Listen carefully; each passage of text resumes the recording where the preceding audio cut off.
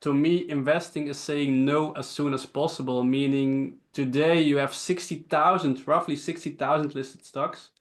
I think we can all agree that nobody is able to analyze them all. And today I try to make it a sport to find a reason to say no within 60 seconds. And the funny thing is, in 98% of the company examples, you can do that.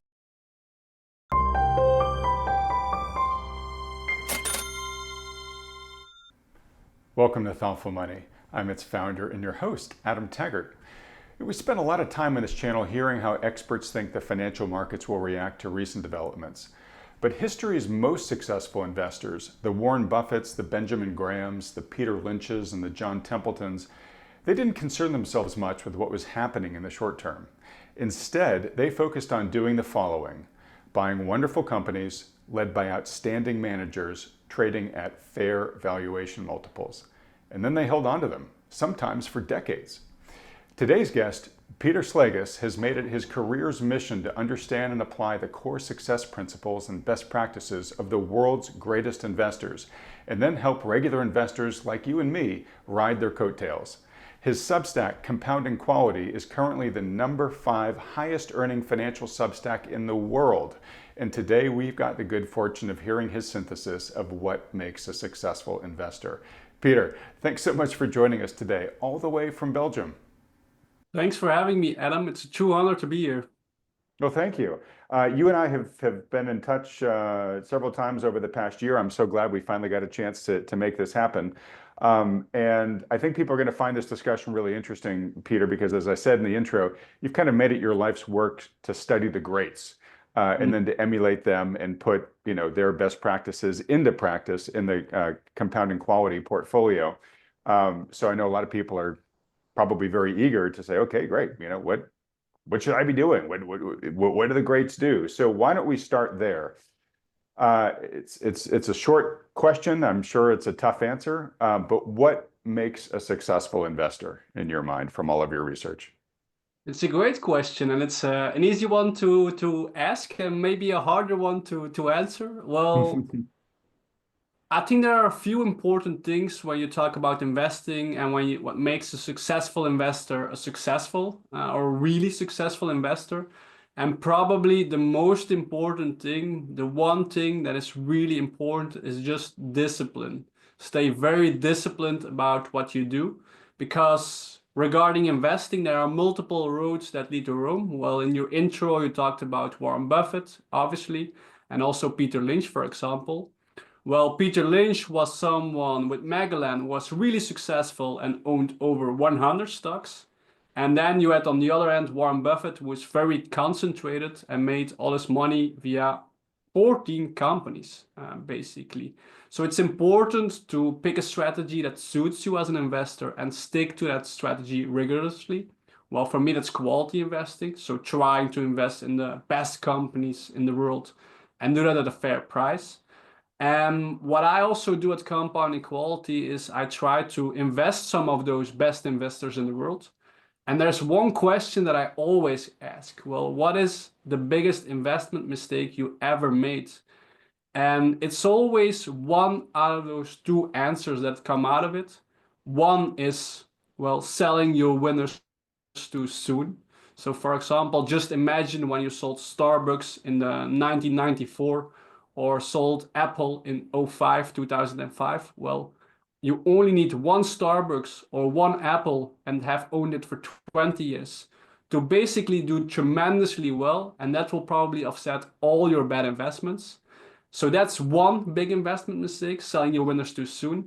And the other one is indeed knowing that a certain company is a great business, understanding that business, but not buying it, basically. So for example, to talk about Warren Buffett again, well, he was friends with Bill Gates. He saw him regularly and he knew it was a great business, but he never invested in Microsoft. So when he would have done that 15 years ago, 20 years ago, obviously the results will be tremendous. And in general, last point I want to add on this one is you have three kinds of advantages you can have as an investor. You can have an informational advantage, an analytical advantage or a behavioral advantage. Now, when we look at the markets today and when we look at investing today, informational advantage is very hard because there is a lot of information available on the internet. When we compare the situation today to the situation in the Benjamin Graham time, for example, well, 100 years ago, there was very little information. You need to buy books or go to the library to find the annual report of companies. Nowadays, everything is available. So I would say it's very hard to get an informational advantage. Second kind of advantage you can have is an analytical advantage. So for example, do your homework better than other people, make better investment cases. Well, my 2 cents there would be the larger the company, the more efficient the market. So I also worked in the industry, and when we look at the big tech companies, for example, everyone is looking at them. So it's very hard to get an analytical advantage there.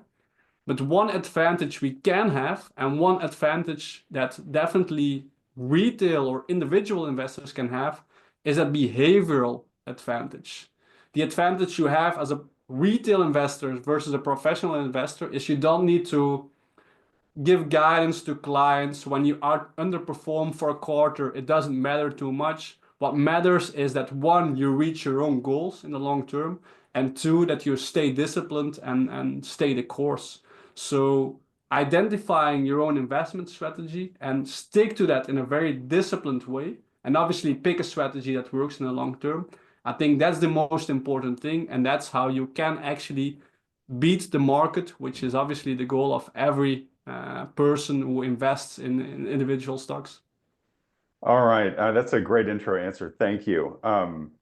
And I can tell you, I've worked started my career on Wall Street, and then I've worked kind of in digital financial media for most of my time since. So I've seen that evolution of where, when I started my career on Wall Street, we had to call this company across town and they would courier over the annual reports of the 10K. Like there was a lot of friction. It was very hard to get that information, especially in a swift period of time. And then you had to go through all these huge, thick documents and then add that information into your spreadsheet. And it just took a long time to analyze all that stuff. Now you go to Yahoo Finance, it's just all there free to the world instantaneously, right? So it's a totally different world on information.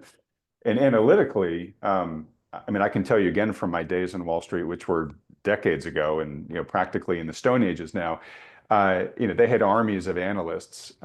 So if you're just a regular armchair investor, I know what the asymmetry was like back then, but I know since then with companies recruiting quants and tons of PhDs out of the top colleges, and then now with AI. There's such an analytical asymmetry between the small investor and the big firms. You're right. That's just it's a playing field that's so uneven. It's not really realistic to expect that you're going to uncover something that Wall Street hasn't, at least about a publicly traded company that's traded at any real volume. So yes, we should lean into this behavioral one. And you started with discipline, and a quote I heard from Buffett that I thought was really interesting was, he talked about how he was referencing Ted Williams, who was talking about successful batters of all stripes. He said, "Look, to be a good batter, you maybe hit 400, right? I mean, you're really only getting a hit 4 out of 10 times at bat, right?" And Ted Williams had really analyzed the strike zone, and his strategy was, I'm just going to wait until the pitch is right in my sweet spot, right? The problem is that he couldn't control what the pitcher was doing, right? And so the pitcher might not always pitch it in his sweet spot, and at some point, given the strikes and balls count, you got to swing, right? So there were a lot of times where he would swing at a pitch that wasn't quite in a sweet spot, but he knew he had to take the pitch because he had 2 strikes. So there's some pressure there to take that swing, where Buffett says, I don't have that pressure, right? I can always just wait, and I'll wait days, months, weeks, years if I have to, until that pitch is exactly in my sweet spot, and then I can swing. And so as investors, we sometimes feel like, oh, I've got this money sitting there, I really should do something with it. To your point, just stay disciplined, right? You've got the ability to wait. You don't have that pressure. You don't have the pressure that the quarterly Wall Street guys do, where they've got to, they've got to go back at the end of the quarter and defend their results. You can have a flat quarter. You can sit, and say, look, I didn't see anything good enough, and there's nobody but yourself putting that pressure on you. So that is a real advantage. It's hard for people to do, to sit on their hands and wait for that. But it really hit home for me with Buffett, which is just like, look, yeah, there are lots of temptations out there, but your odds for success are much better if you just wait until it is an obvious win. And so use that to your advantage. Exactly. And it's also something I say often. Well, to me, investing is saying no as soon as possible, meaning today you have 60,000, roughly 60,000 listed stocks. I think we can all agree that nobody is able to analyze them all.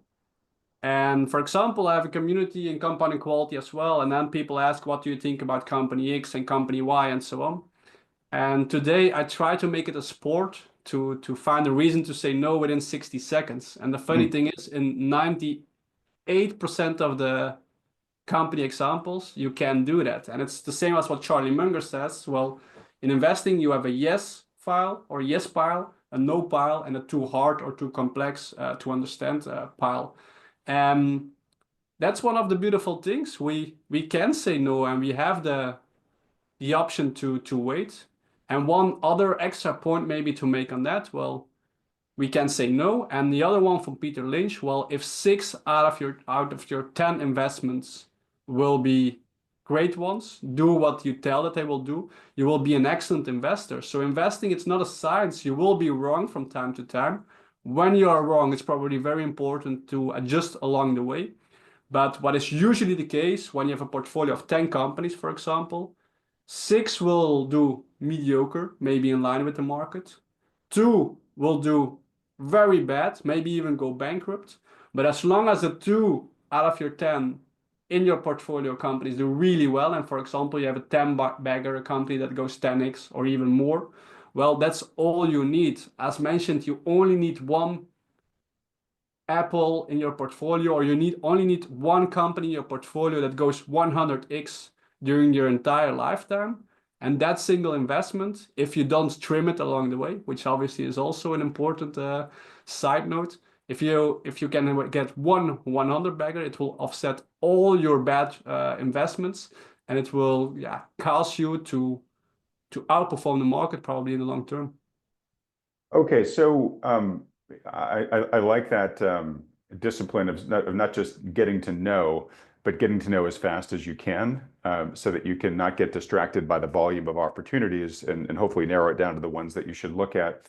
So what are the attributes of a great investment, of a great company? Like, what do you look for? As you're saying no to all these things, what are the things that you are looking to say yes to? So obviously it depends on which investment strategy you use. Compounding quality, well, quality. So we are talking about quality investing here. Well, for me, I always try to look for 6 essential characteristics. First and foremost, the moat, which is really important. So you only want to invest in companies with a competitive advantage. Second part is skin in the game. I think that also makes complete sense when the founder of the business is still involved in the company and he has invested the majority of his wealth in the business.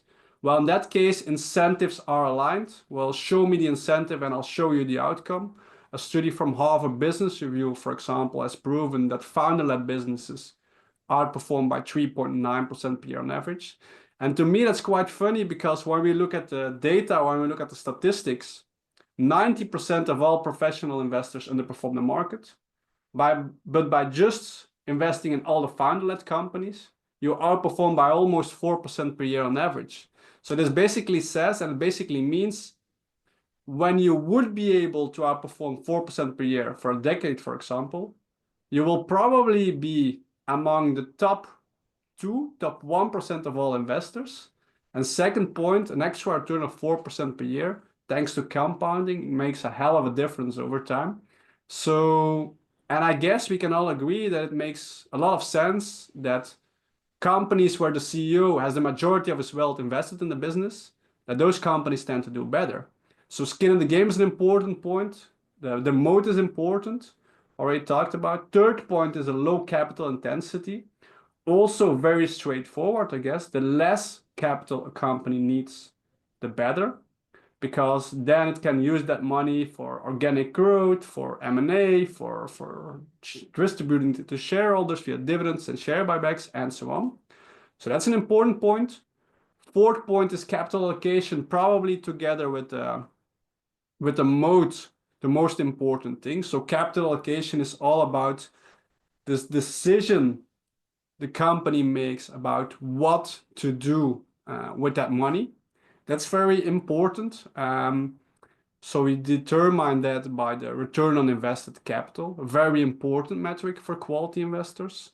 And then we have two remaining points, very straightforward points as well, I guess.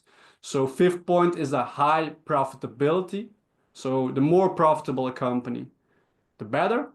So you want a high profit margin. You want most revenue to be translated into net income. You want a profit margin of at least 10%. But what's even more important, you also want a high earnings quality. What do I mean by that? Well, you want that most earnings are translated into free cash flow. And I want this number to be at least 90%. Why? Well, earnings are an opinion. Cash or cash flow is a fact. So what you always see, and this is a very interesting thing, and it's from the book Stocks from the Long Run from Jeremy Siegel.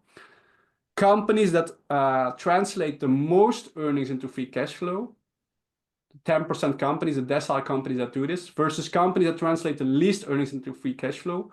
Well, the one that do translate the most outperform those that don't by 18%, which is a tremendous difference. What's the reason for that? When a company doesn't generate any free cash flow, it's an indication that there might be some financial engineering, so that management isn't too ethical. Also, just that it's a bad business, because in the end, it's all about the cash that pours out of the business and so on. So free cash flow is really important. And then we have the sixth point, also very straightforward, I guess, is the attractive growth. Why?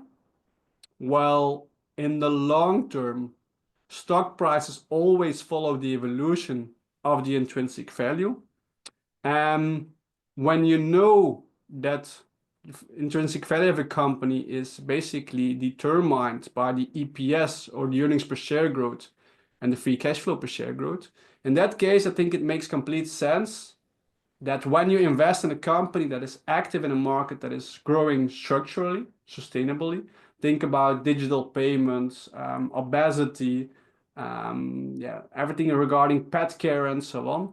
Well, this end market is growing structurally, so it's way easier for companies active in that end market to grow at attractive rates as well. And when those companies can grow at attractive rates, well, eventually that will also show in the stock price, which should increase too. So you are looking for companies that in the past managed to grow organically, but also are able to do, or where you think they are able to do so in the future.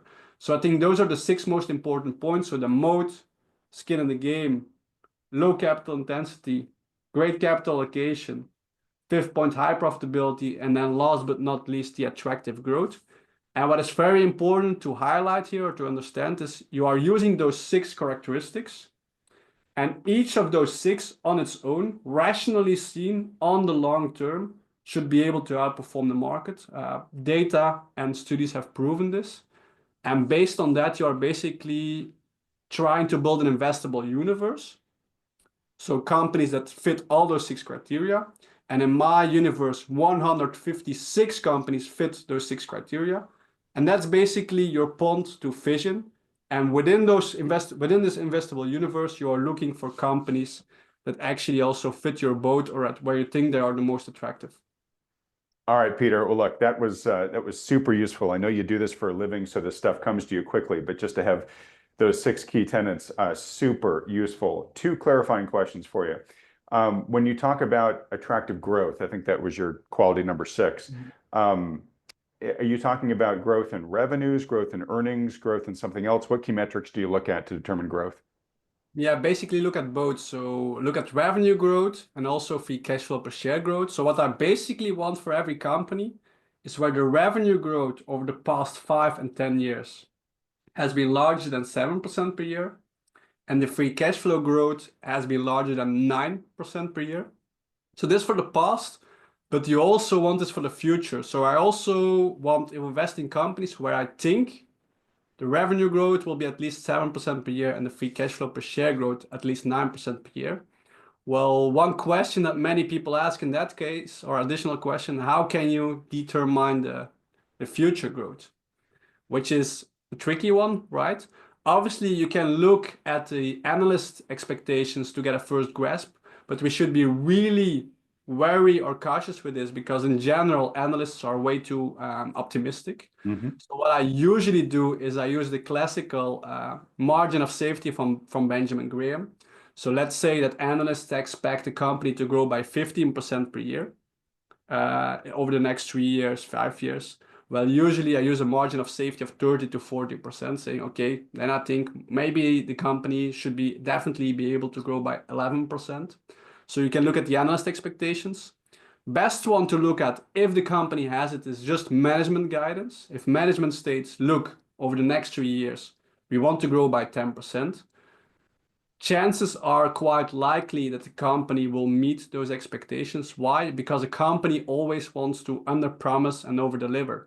And when they say we are going to grow by 10% and in practice, or they actually grow by 11%, well, that's positive and the stock price will go up when they announce results and the other way around. So management guidance is obviously an important one.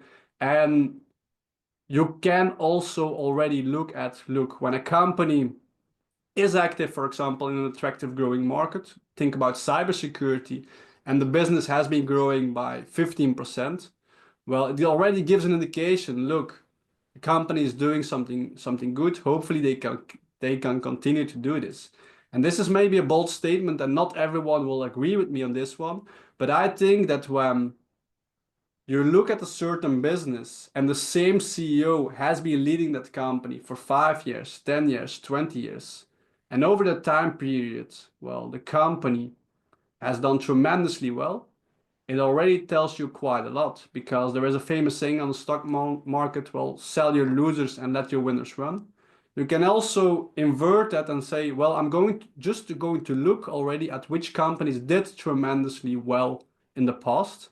And when the same CEO is still leading the business, well, it already tells you something. It doesn't mean that by definition the company will continue to outperform, but to me, it shows that the CEO is a great capital allocator and that the business is doing well so far.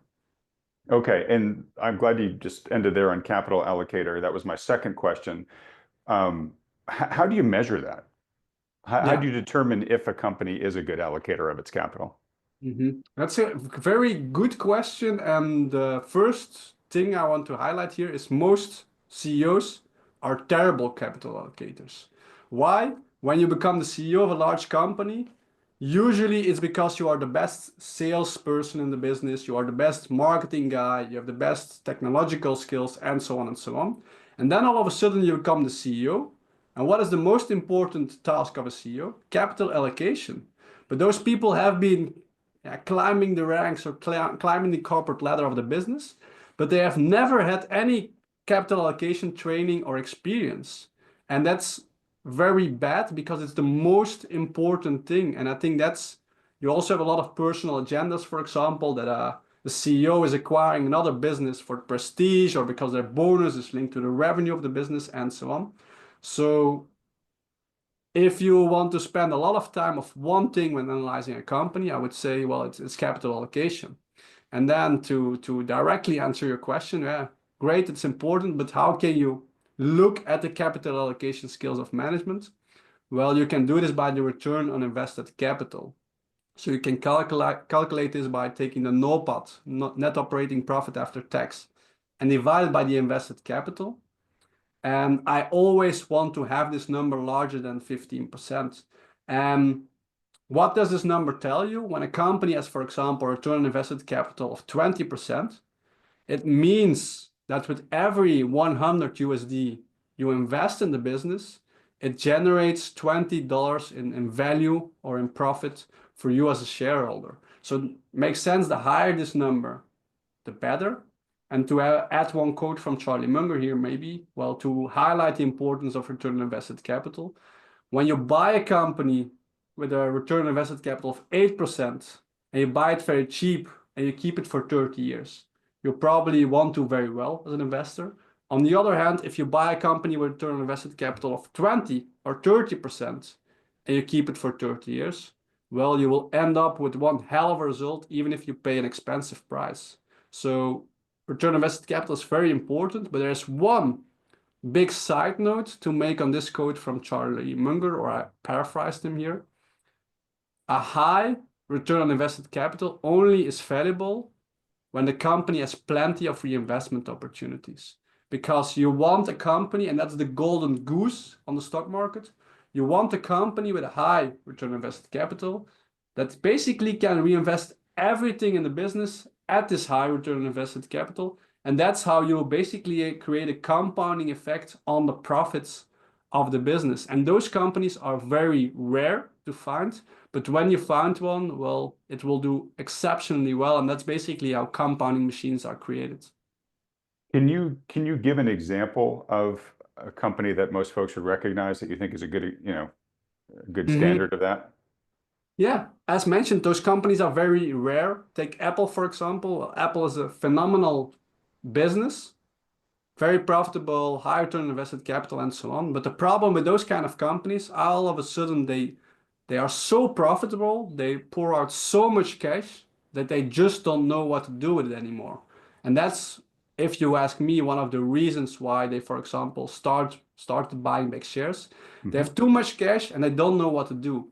Well, one example I can give, and I guess you have a more US native speaking audience, Adam, but one of the few companies that I found that is quality, that is a great business, and that can reinvest almost everything in the business is Dino Polska. And for a lot of people that probably won't ring a bell, but it's basically a grocery store in Poland. And you have the same story there. Well, Tomasz Biedronka still owns over 50% of the business. It has a phenomenal track record. It's growing at phenomenal rates. And this year will be the first year that they won't reinvest everything, all its free cash flow in organic growth. Just because they're obviously also becoming a bit bigger. But what they invest, what they reinvest is still a substantial portion of the business. And that's exactly what you want in general. Okay, so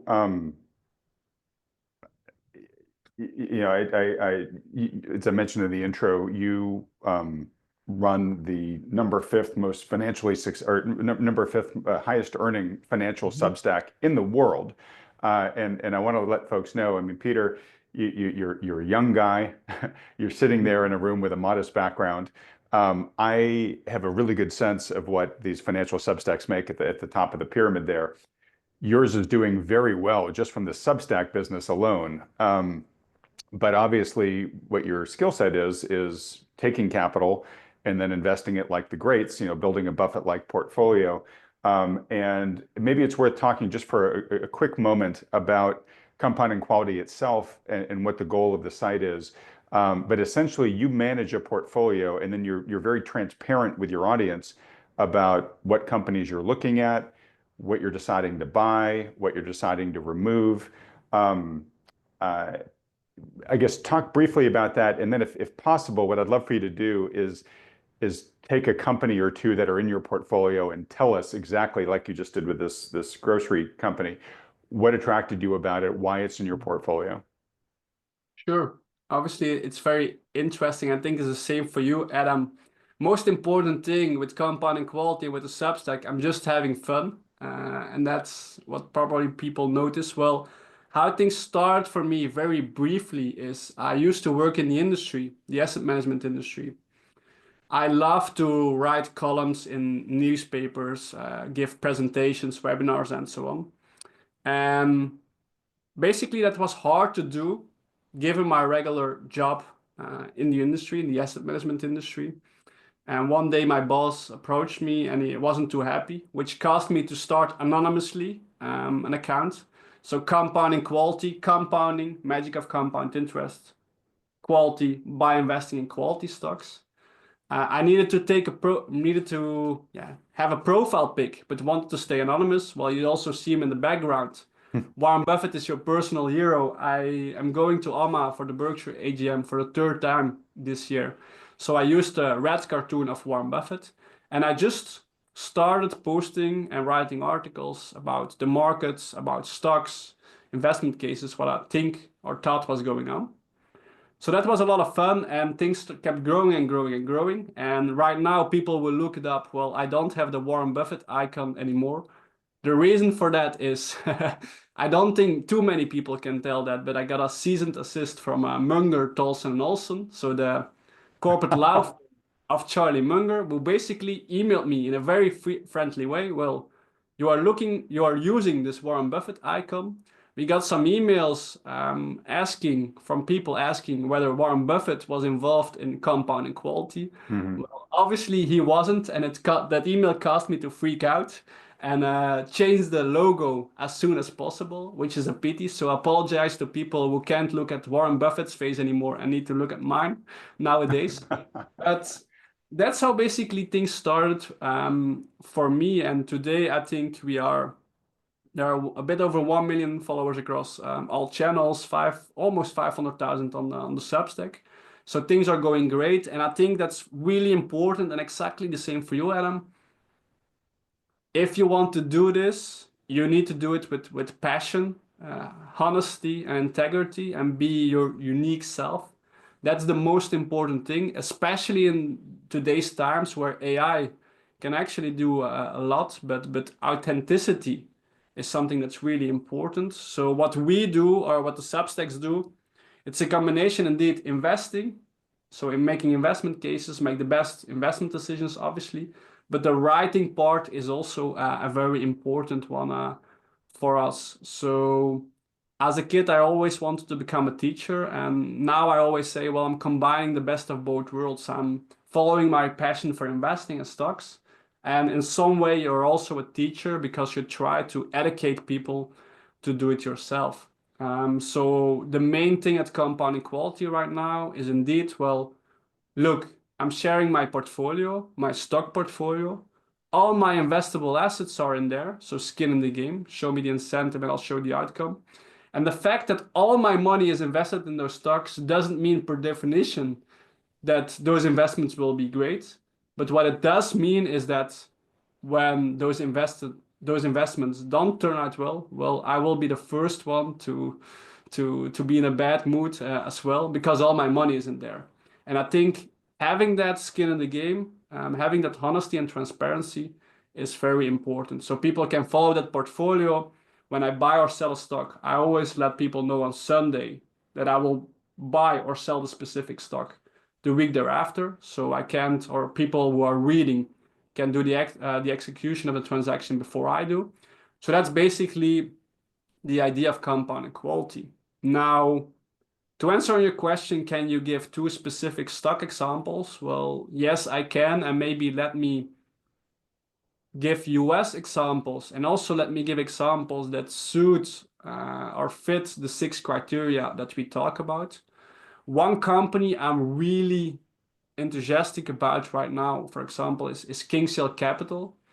Not sure if that rings a bell for you, Adam, or nothing at all. No. So basically, Kinsale Capital is a US company. It's an insurance company. And to be more specific, it's an E&S insurance company. So that means excess and surplus lines. So in human, and to explain it in a very, very easy way, basically when traditional insurance companies don't want to insure a certain risk, well, Kinsale Capital most of the times does that. So think about some guy who has a car insurance and he had 10 accidents while driving drunk, and he can't get a car insurance anymore. Well, in that case, he can get to Kinsale Capital. And maybe people will think, well, that's a huge risk for Kinsale Capital to insure those kind of risks. But obviously the premium, what people have to pay to take that kind of insurance, is also way higher than a usual insurance. And on top of that, well, a lot of traditional insurance companies, they are very old schooled. So meaning if you take Markel or other companies, often they use 10, 15 different platforms and different technological tools for different risks in their business. Well, Kinsale Capital in some way can also be seen as a technology company, meaning they have everything in one platform. And because they have everything in one platform, they can do everything way faster, but they have also way more data insights. And when you have more data insights as an insurance company, you can determine the risks way better. And that's one of the reasons why Kinsale Capital is way more profitable than its peers. And it's a bold statement, but when I read or found out the first time about Kinsale Capital, it reminded me a lot about what Warren Buffett said about Geico 30, 40 years ago. So you have a company that is led by an excellent owner-operator. So Mike Yu is the CEO and founder of Kinsale Capital. They are active in in the insurance business, but more specific in the E&S insurance business that is growing at significantly higher rates than a traditional insurance business. And on top of that, you have a third pillar. Well, Kinsale wants to double its market share within the next 10 years. So basically, you have three different things that will continue to accelerate the flywheel and which should cause the company to grow at very attractive rates. And when I've talked with Mike Yu from Kinsale the last time, well, I asked him, well, it's an insurance company, so they receive premiums from clients and afterwards invest them. But for their equity investments, nowadays, they basically outsource everything to BlackRock. And I asked Mike, well, when are you going to do your investments, your equity investments in-house?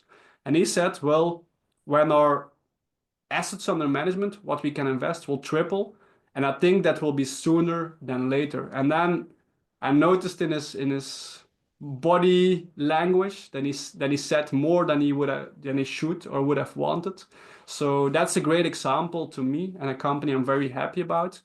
Another one, maybe it's Medpace, and that might sound a bit like a weird move, looking or given what's going on with Trump and the drug administration in the US right now, because Medpace is a company that is basically they basically help small and mid-sized biotech companies to execute their clinical research. So it's important, it's not a biotech company itself, but they help biotech companies to execute their research. That's really interesting because biotechnology often is a 0 to 1 story. You succeed or you don't. But for Medpace, they get paid no matter what.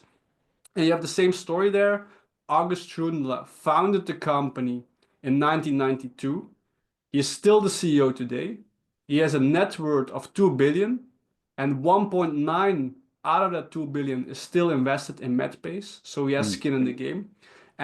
Once again, doesn't mean that Medpace will by definition do well, but it means that August Schroedler will do everything he possibly can to generate as much shareholder value.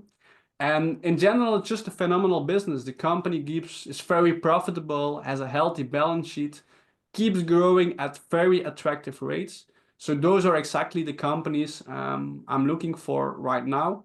And in that case, well, I also think having a bit of turmoil, having a bit of uncertainty in the market, like with the tariffs right now in the US, I think that's actually good because it allows you to buy some of those companies at cheaper valuation levels. Okay, and so first off, thank you again for being willing to open the kimono a bit and be so specific with these individual companies. Folks, just a reminder, none of this is personal financial advice. These are just companies for you to go and explore, or better yet, even perhaps subscribe to Peter's service and learn more about them through that, plus all the other companies that are on his portfolio. So in the intro, I talked about kind of the three kind of meta practices that these great investors had, which was buy wonderful companies, and you've given us a good example of what defines a wonderful company, led by outstanding managers. You've talked about that as well. Trading at fair valuation multiples. So obviously, I'm guessing you talked about your 6 requirements for compounding quality, and if I heard you right, I think you said there's about 156 companies that fall into that filter. Your job is to determine, okay, which of those 156 do I want to add to my portfolio? And I guess a really big factor there is well, what's the current value? Price, is it a good value or is it overpriced, right? So how do you determine, at which value you become interested in buying in? Sure. How much time do you still have? I can go for 2 hours about valuation if you I want to. know. I wish I had 2 hours. We're kind of getting near the end, so let's give the accelerated version, and we can obviously have you back on, Peter. Perfect, perfect. Basically, as you mentioned, there are 156 companies in the investable universe, but there is a huge part, probably the majority, which is trading at way too rich valuation levels. Even the best company in the world can be a horrible investment if you overpay for it. So now it's the art or the third step to try and pick them up at fair valuation levels. Compounding quality, I always use three methods to value a company, but I keep it briefly. First one is just very naive. Compare the current forward PE of the company with a 10-year average. It tells you a bit, and it tells you how the company is valued compared to its own historical average, but it doesn't take into account the current outlook, what's going on in the business and so on, but it's very naive. But when I, for example, see that it's significantly cheaper or trades at the cheapest valuation over the past 10 years, that tells you something interesting. That's, for example, today the case for LVMH, the French luxury company. But it's also important to look at the two other models. Second model you use is an earnings growth model. In theory, it's very easy to calculate what return you will generate as an investor. It's always your EPS growth, earnings per share growth, plus your dividend yield, plus or minus your change in the valuation. So to do this valuation out of top of my head for Kinsale Capital, for example, well, I think Kinsale can grow its EPS by around 12 to 13% per year. They pay a very small dividend, but for the easy math, let's say it's zero right now. And they are trading around 25 times earnings, so maybe it can be a bit lower.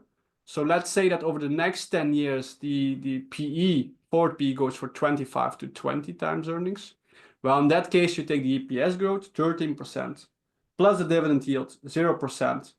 Yeah, minus the change in the valuation, which will be roughly minus 1%. And then you have an expected return of 12% for Kinsale Capital. Well, then the question for you as an investor is, am I happy with a 12% return per year? If so, Kinsale Capital might be interesting for you. If not, well, you should look for other opportunities. So that's the second valuation level, second valuation method. Third one is a reverse DCF. Some or many of you will know a classic DCF, discounted cash flow model. With a reverse DCF, well, as Charlie Munger said, if you want to find a solution to a complex problem, always invert, turn it upside down. So with a reverse DCF, you are not going to make any assumptions yourself. You are just going to look at what is implied in the current stock price. So basically, you take the stock price of today, you take the free cash flow of today, and then you are going to look, well, how much growth how much growth of the free cash flow does the market think that we will achieve? To take Medpace for this example here, well, it's a bit complex to talk about because it's an Excel, but you can definitely find it on my website when you go compounding quality reverse DCF. But when you would do that exercise for Medpace right now, for example, you will find that in order to generate a return of 10% per year for you as a shareholder, Medpace should grow its free cash flow by roughly 11%. And when you know that the expectations as well as the historical free cash flow per share growth has been around 15%, I think that's too conservative and why I think Medpace is a great investment today. So basically, always to recap, always using three methods. Just looking at the forward PE versus the historical average, an earnings growth model, and last but not least, also a reverse DCF. And that's one last thing to add here, maybe, if I may, Adam. Sure. I think regarding valuation, to quote John Keynes, well, it's way better to be roughly right than exactly wrong. So don't try to estimate the intrinsic value to 2 decimal spaces. You should be able to make your valuation calculations on the back of a napkin And if you need Excel to figure out whether a stock is interesting or not, it's probably not. All right, that's a great reality check there at the end. All right, well, look, I should have probably asked this question right up front, but you're very public with your subscribers about trades you make and all that. How has your portfolio performed? Sure. So the official portfolio is here since October 2023. So out of top of my head, obviously it changes every day, but right now the portfolio has a positive return of 40% versus, and to give some guidance about that, the S&P did 24% over that time period. So I'm very happy with this return so far, especially given the fact that I don't own any big tech. So for the S&P, majority of returns have been driven by big tech over the past few years. I'm quite skeptical about big tech. And if you look at the super investors we talked about, well, over the past few years, it was basically or almost impossible to outperform the S&P 500 if you didn't own any big tech. Mm-hmm. Well, I didn't neither, but the returns are still great, so I'm very happy with that so far. All right. Okay. So, folks take from that what you will, but hard not to argue that the approach isn't working well. All right. So with valuations, you've shared how you determine whether it's a good value to buy in. How do you think about when it's time to remove it from the portfolio? Just because a stock has had a good run, if you're planning on holding it for the long haul, are you trading it like, oh, now it's overvalued versus those metrics, I got to sell it and then buy it back later, or do you just hold it for the long haul unless something really critical happens? Yeah, regarding quality investing, well, it's somewhat a buy and hold approach, meaning if your homework is right, if your investment case is right, this company will keep or will be able to keep increasing its intrinsic value year after year. And when that's the case, there's no reason to sell. So most of the companies in the portfolio, just like Warren Buffett, they will be there for multiple years and hopefully decades. I also think it's very dangerous to sell just because of valuation levels. For example, I talked about the performance. Well, our performance of over 10% versus the S&P so far. What you also see there is that one company, one huge winner, drove the majority of returns. It's quite expensive, but I never trimmed it, so it's by far the largest position. And trimming or selling your winners can be very dangerous. What is a reason to sell a company in that case? Well, very easy, very simple. When your investment case or when you think your investment case is no longer intact. And so far with compounding quality, I can also be fully transparent about that. Since 2023, I sold 2 stocks, and selling a stock basically means that I made the mistake in the first place. First stock I sold is Text SA, early 2024.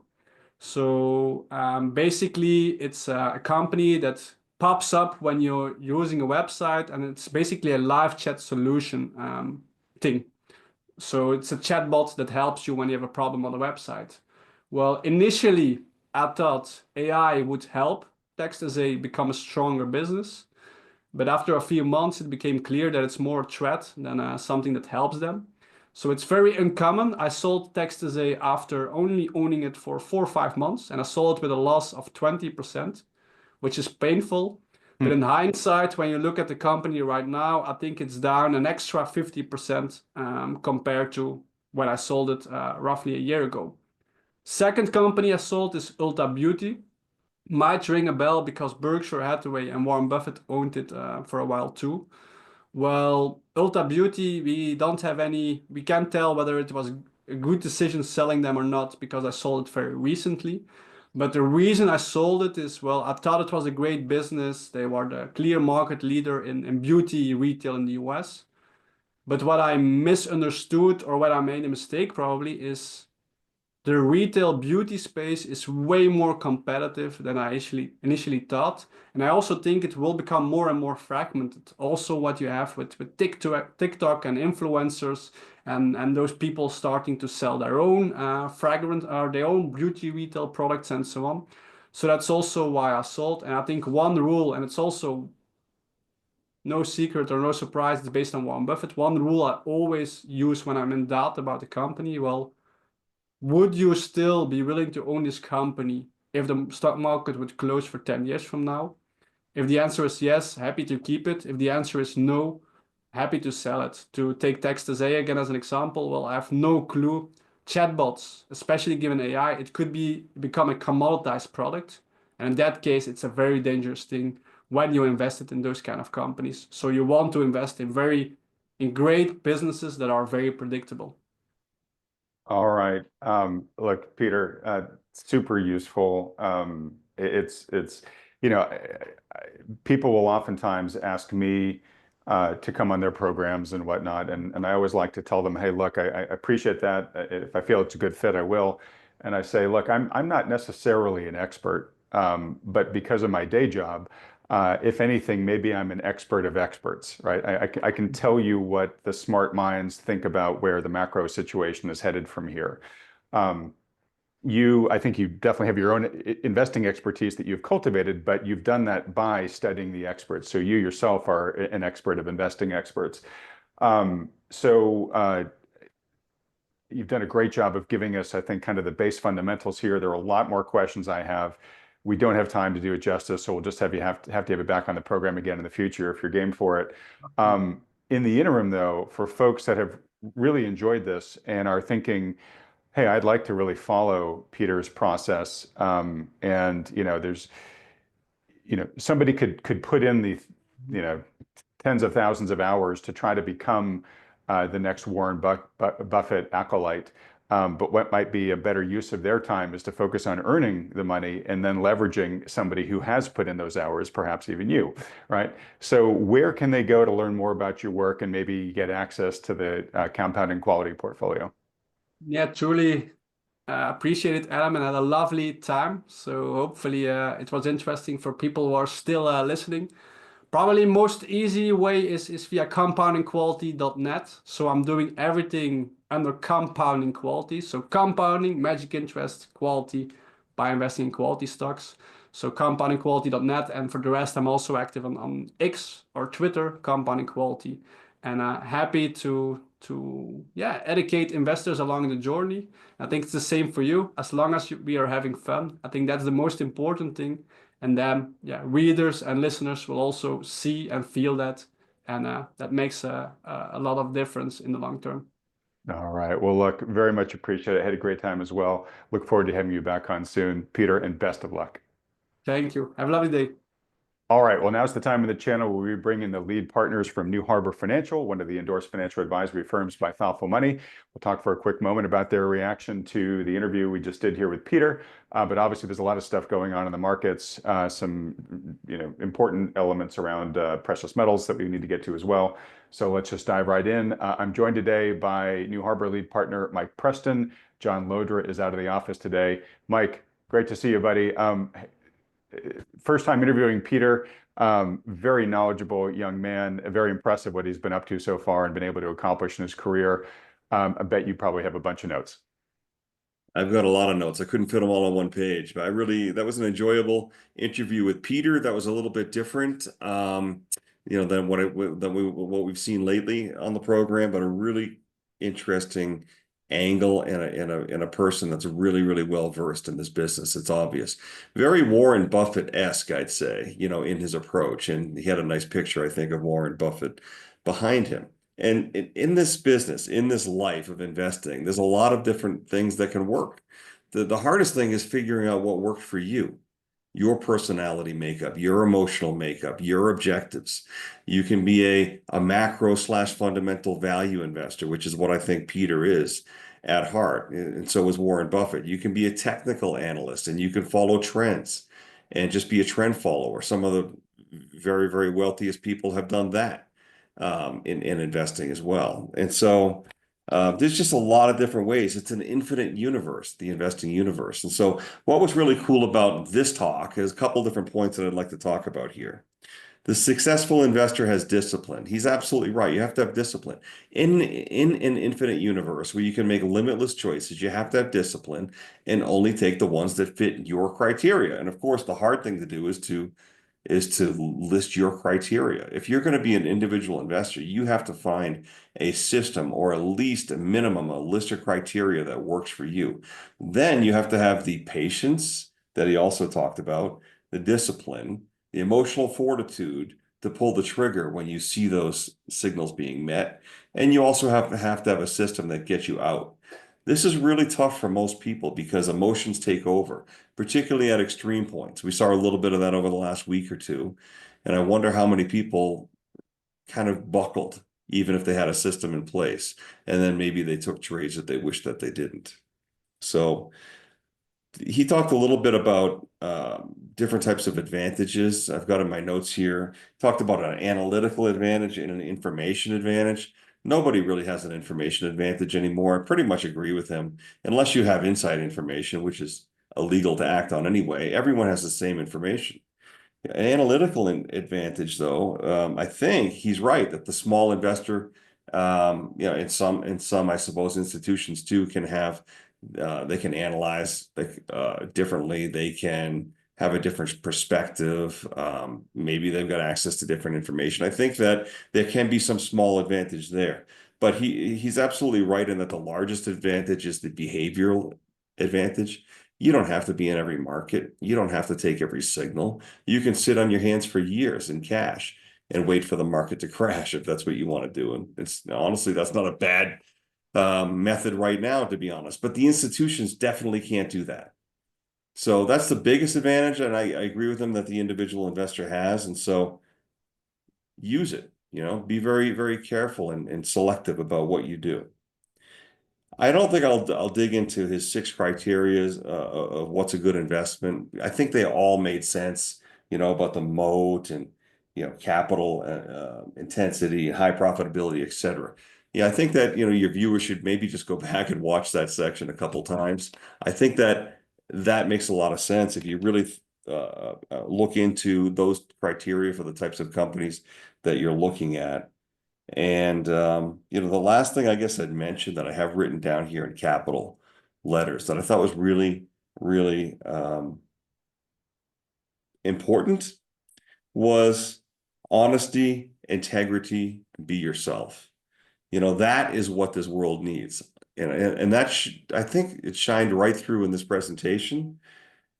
Honesty, integrity, be yourself. Don't try to spin something into something that it's not. Just be yourself. And he talked about how he did that in his writing.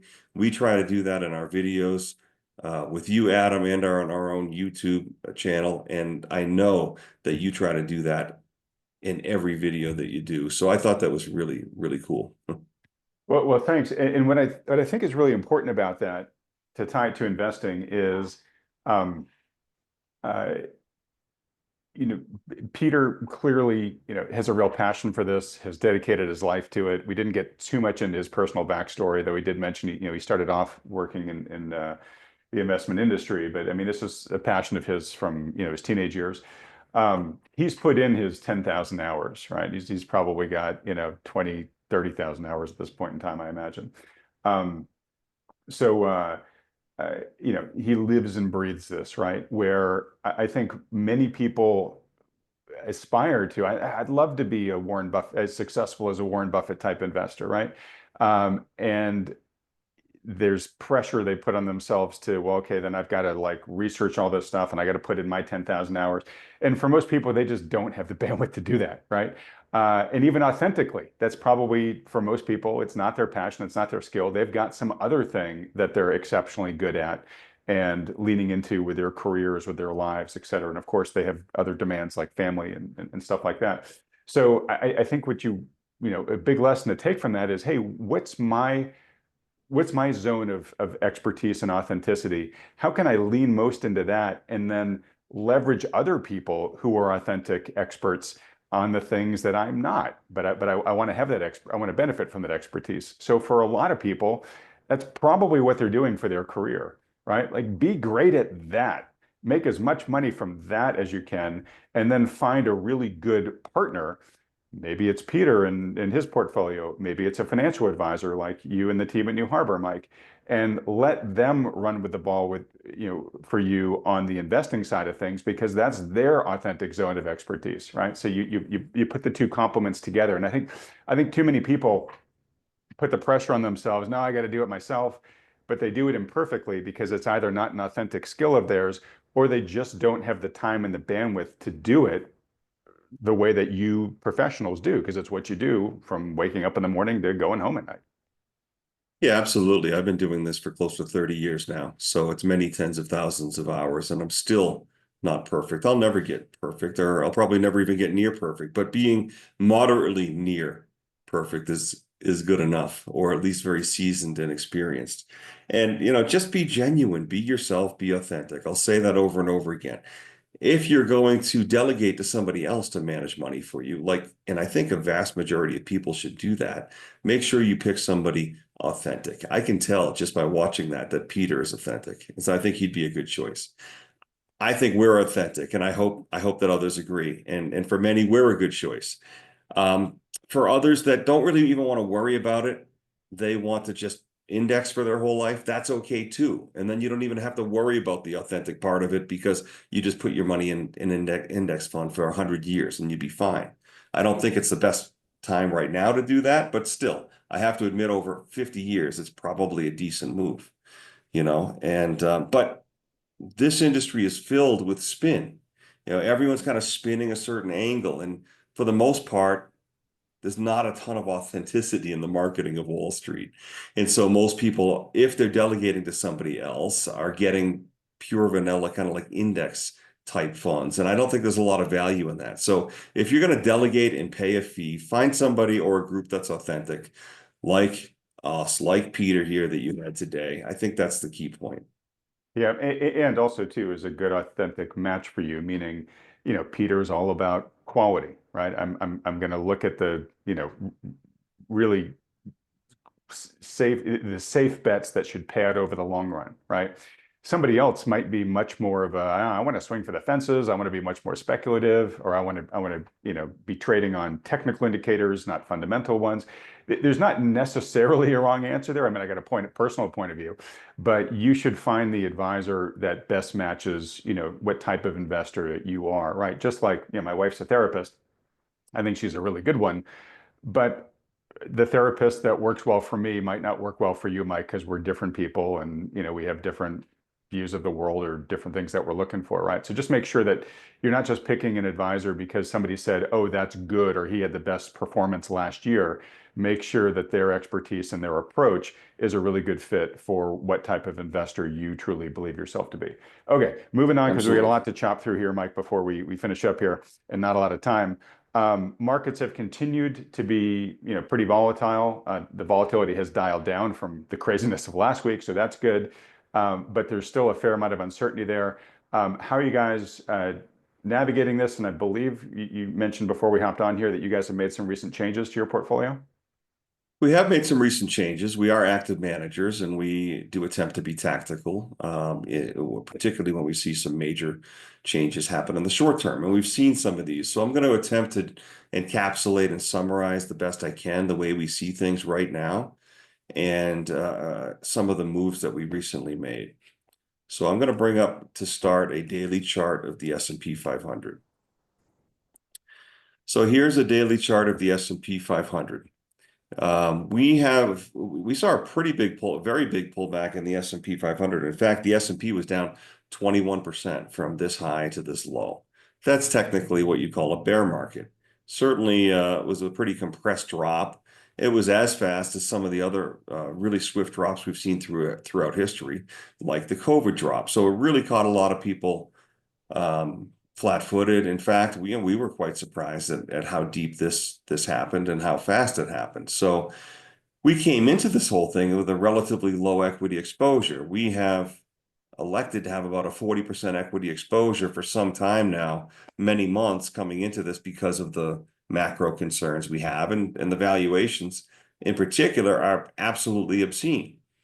We still think we're building a move to what is potentially a blow off top, although maybe this was the top back here, if I had to guess, and we do have to guess. I don't think that was it. I just don't think we saw enough fireworks at that ultimate high So I believe that this pullback here, as sharp and surprising as it was, might very well be just building energy for what I think would be the final move up of this bull market that really started decades ago. That's our best guess right now. I would tell you that we're not betting And heavily sorry, on Mike, it. meaning you think it could go back to potentially new highs? I think so. Yes. Yep, I absolutely think so. And I think that could happen in a relatively compressed period of time, like over the next 6 months. I wouldn't tell anyone to bet on that because macros say and the valuations say that we could collapse right from here. But what I'll show you on this chart what I'm looking for here. And I've got my little pencil as a pointer. So we came into this with 40% equity, but we had 15% of it hedged down here at 5,400. So we came down here, we bounced off this 50-day moving average, which is the red line, and then we just collapsed here. This was I guess April 2nd here was when Trump announced the additional tariffs, and the bottom just completely fell out. And the volatility index here was above 42 or 43 for like 3 days. Volatility actually went much higher than that, but it was in the mid 40s and closed there 3 days. That hasn't happened except for 3 times, once during COVID, once back in the housing crisis, and now. So we knew things were really, really extreme. And so when we came down here, we bounced, and then we retraced back here, somewhere in the low fives, we closed this hedge that we had, effectively bringing us back to 40% equity. The mechanics of that is we took a profit on that hedge and we then snapped us back to 40% equity. We will look to reestablish that hedge and sell calls on some existing positions as we move higher. Take a look at 2 things on this chart. The red line is the 50-day moving average. It just crossed the 200-day moving average, by the way, the so-called death cross. Right here, that's a death cross. Nothing as obvious as the death cross ever works very easily in this market. Now, I'm not saying that you shouldn't be concerned because of the death cross, but I'm just saying it's just not that easy, right? There's lots of false signals with these types of things. So, we tend to mostly ignore that in terms of our decision making, but watch for this 50-day moving average and then watch for this downtrend line, which is this orange line. I believe that sometime soon we probably will snap up here and close above this downtrend line. And then if we do, then watch for the 50-day. That would be another key point of consolidation. That's a good point to perhaps reestablish this hedge that I talked about and perhaps sell calls on other existing positions. We're probably not going to go up much from our 40 to maybe 45% equity allocation. That's a key point that makes us different, and maybe we're going to be regretting this a few months down the road. Because even if we go up to new highs, we're probably not going to embrace it fully with the set of macro conditions that we have. So we're going to be really careful about that. Let me go out to, go ahead. Real quick, let me just catch you guys doing something right. So we talk a lot in this program about the importance of risk management. You guys at New Harbor have been exemplaries of that. You've done, free tutorials for this audience on the basics of hedging. And it's something that we talk an awful lot about, right? It's downside insurance. And I know for a lot of people, I think it kind of goes in one ear and out the other, right? Yeah, we should be doing this. We should be doing this. But a lot of people don't put hedges in place on their own portfolios. And of course, the moment that things, go to heck, everybody desperately wishes that they had hedges in place, even just a minute or two beforehand. And so you guys are showing exactly here the wisdom and benefits of the discipline of always having good risk management in place. So as the market, dipped down there into the S&P dipped below 5,000 there, I mean, people were completely freaking out.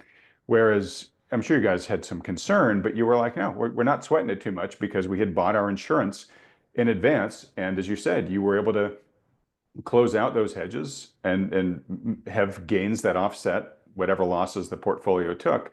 And your clients, as a result, didn't get nearly as injured as the average investor, and everybody got to sleep better at night. So I do just want to make sure that, when these things actually pay off during tough times like we've just seen, that I really underscore for the audience here the value that your approach to risk management brings to the table. Yeah, I don't want to overstate it though. I mean, hedge is not perfect. It's simply defrays downside. The biggest thing that we did right coming into this is a relatively low allocation to stocks. When you have a big up move, that's also the thing that one complains, or that some people complain about, or you worry about, because you're going straight up and you don't have 100% stocks. But the first thing, we came in with 40% stocks. The second thing we did right was to have the hedges in place that dropped us to 25%. The third thing I think we did right was to take a profit on that hedge. And so it's a little bit step by step by step. Right now we're about flat on the year. And the market is, the market was down 21% off of its high. It's still down, just by eyeballing it. It's down about 800 points on, let's see, it's about down 15%, 14% still, maybe 13 to 15%. Yeah. And we're So flat on the flat for the year. year sounds pretty awesome when the market's down that much. It's pretty darn good. We're pretty proud of it. And so that's what we're looking to do, is defray the downside. It's not perfect. So we still lost a few percent, 2, 3%, maybe 4% max from the ultimate swing high. So it's not going to defray 100%, but it's going to defray a good amount. Let's take a quick look at the monthly chart. I want to point something out on the monthly. Look at that COVID drop back there. That was a 2-month drop. We just had one that's at least as steep as that. But if you take a look at this most recent month, I don't know where we're going to close the month because we're only halfway through it, but we have a bit of a kangaroo tail, is what a lot of people call this, or a pogo stick, so to speak. We went down here and these lower levels rejected soundly.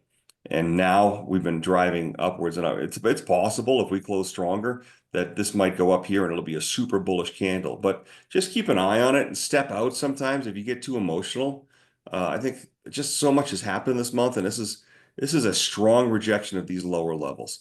So going back to the daily, I kind of expect us to base out here and then pop up to these levels that I just mentioned. So that's the big picture. NASDAQ had an even bigger pullback, but if I just type in NDX, you can take a look at that. And it's pretty much the same shape. The S&P equal weight, roughly the same shape, et cetera, et cetera. But we expect some short-term strength back to the S&P, which is why we took off our hedges. So I'll pause there. And besides the hedges, have you made any other changes to the portfolio in the near term? We did. If I could share a couple charts again, I'd like to just maybe finish up with what's happening in gold. I know we talk about it every week, but it's just so important right now. And I think a lot of people are piling into the trade. That's a little concerning. There's a lot of articles out about gold. Gold is outperforming incredibly versus silver. I think last week you pulled up a gold to silver ratio chart. It was at 100 to 1. It's at 101 to 1 right now. It hasn't been above 100 since COVID. It was at 80 just a little while ago. 60 is a more, norm in the last few years. Some would argue the long-term norm is more like 15 to 20. I don't know that that's going to happen anytime soon, but even if we move back to 80 or 60, it would be a huge win for silver versus gold, assuming gold doesn't collapse from here. Yeah, and I should note, folks, we're recording this midweek. The day we're recording it, gold is up somewhere like 33.45. It's up over $100 an ounce on the day, the day that we're talking here, which is amazing.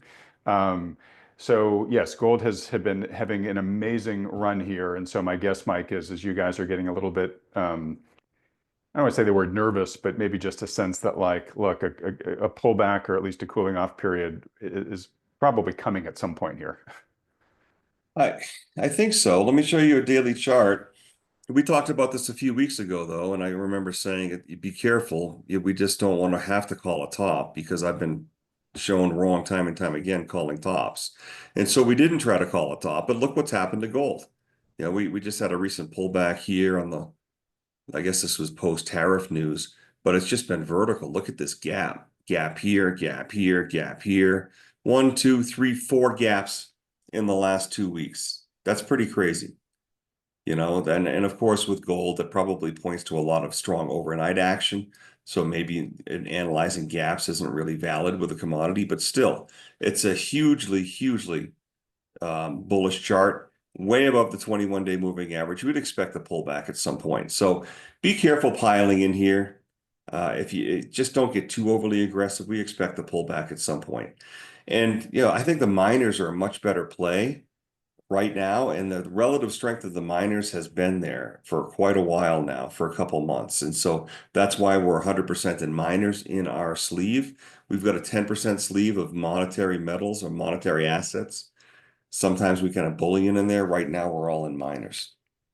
Let me just show you a chart of silver, and then I'll show you miners, and then maybe we'll stop there. But silver has been kind of frustrating for anyone that's been in silver. I can't really figure this out, to be honest, quite yet.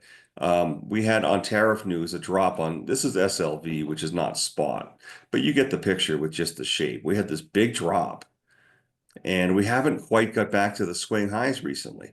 Compare that to what you saw in gold. But if you really step out a bit and go back to the monthly chart, look at silver. It's got this same, what we call up hammer or kangaroo tail pattern. If we break out of there and that ratio starts to normalize, I really think that silver is a better play right here than gold, but it can be frustrating. Yeah, it would not surprise me at all to see silver have an absolutely massive move if gold hangs out anywhere near its current levels here. As long as gold doesn't collapse, right? I mean, gold could just go sideways for a while, and this could just take off. I mean, look what happened back here in 2010. Again, this is SLV, not spot, but it's close to spot, close enough to spot. And what basically went from 16 to 48. It basically tripled. And Right. gold did not triple over that same period of time. It just, there can be really vertical moves in silver. And a lot of people are anticipating that. That's what's frustrating for the silver people. And I've talked to quite a few of them. And I'm one of them too. I prefer silver, and I can sense the frustration that I feel watching this type of action. But Well, I do believe I it's think coming. this is a great. You don't get you don't get presented with too many of these opportunities in investing where um, the outcome here is going to be, I think, more binary than normal, right? Where either silver is going to catch up to gold, and history has shown that silver does follow gold, right? Gold moves first, then silver moves, and Right. silver tends to move much further, much faster, right? It's like a slingshot catch up, right? Exactly. And just to, your chart here that shows the high of silver at 48 or whatever, back in 2011 or early 2012, I can't remember which it was. Um, but 2011. Yeah. gold was 1900 an ounce then, right? Hmm. Gold's almost twice that now, right? And yet silver is still trading at a substantial discount to the height it hit back then, right? So either something has changed and silver is not going to move, right? Or gold gets just completely destroyed in the very near future to bring the gold silver ratio down, or silver is going to play catch up. And if you have whatever probability you assess to that, this could be one of those moments where it's like, hey, you know what? If you believe that things aren't fundamentally different and that silver has a high likelihood of catching up, then this is the time to get on the train before it's really even started to leave the station. I really do believe that, Adam. And in investing, you often get paid to do what's uncomfortable to do. It's uncomfortable to stay in silver now versus gold. I've talked to a number of people that are disgusted with it, really, both current clients and just people we talk to. And that's just kind of the sentiment out there, but you get paid to do things that don't feel good.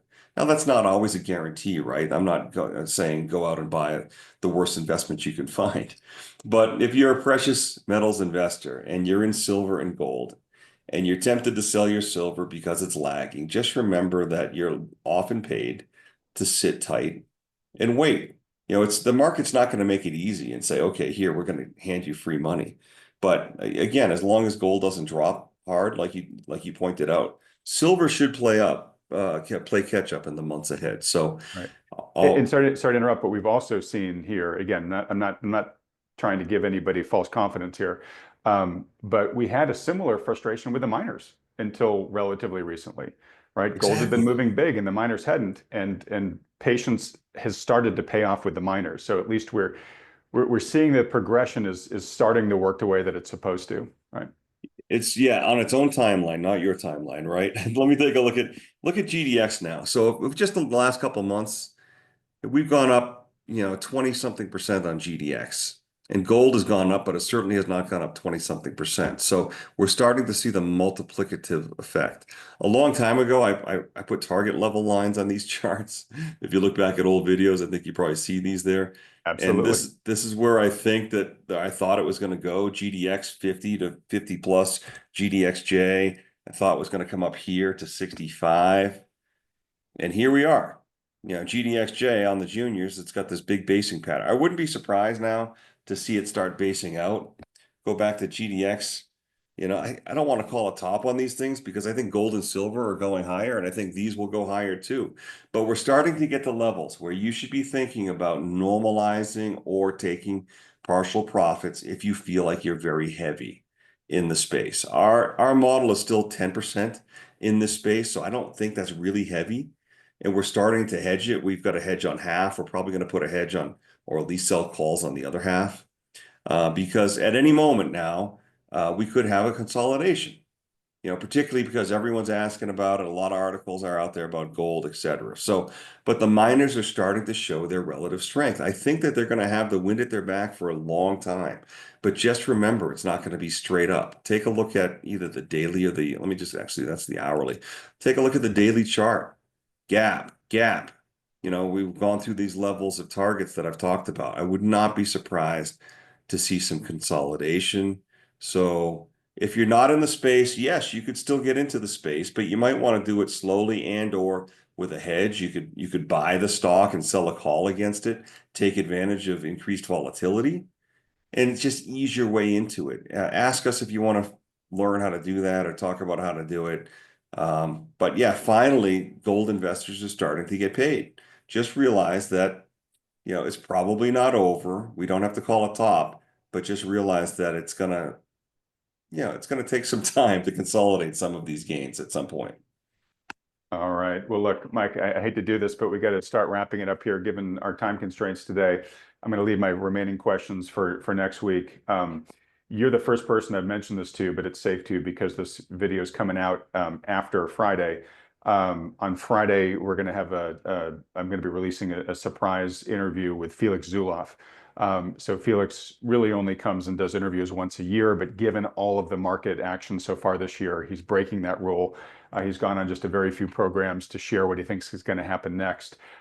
So don't have time to talk about with you this time, Mike, but we'll get into the depth of it with you next week. Folks, if you haven't yet watched that interview with Felix, you're definitely going to want to watch it. So it should be the video, 2 videos before this one, I think, on the Thoughtful Money YouTube channel. All right, Mike.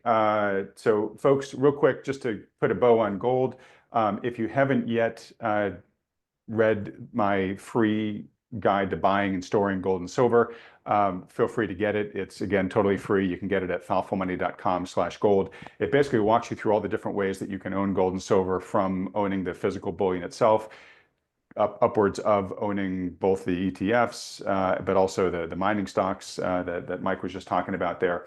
And it's just really helpful if you're relatively new to the space to help you think about, you know, where you might want to be placing which parts of your capital if you want to get initial exposure or more exposure to that space. Obviously, if you want to talk about, you know, owning ETFs, stocks, both for the miners or just for anything in general, or putting some of Pieter Slegers's, you know, best practicing investments into practice in your own portfolio. I highly recommend, as Mike and I talked about earlier, that most people watching this video should do that with the guidance of a good professional financial advisor who understands all those issues and can help you put together, you know, craft basically a personalized, bespoke investing strategy, and then for most of you, execute it for you. If you've got a good investor who's already doing that for you, great.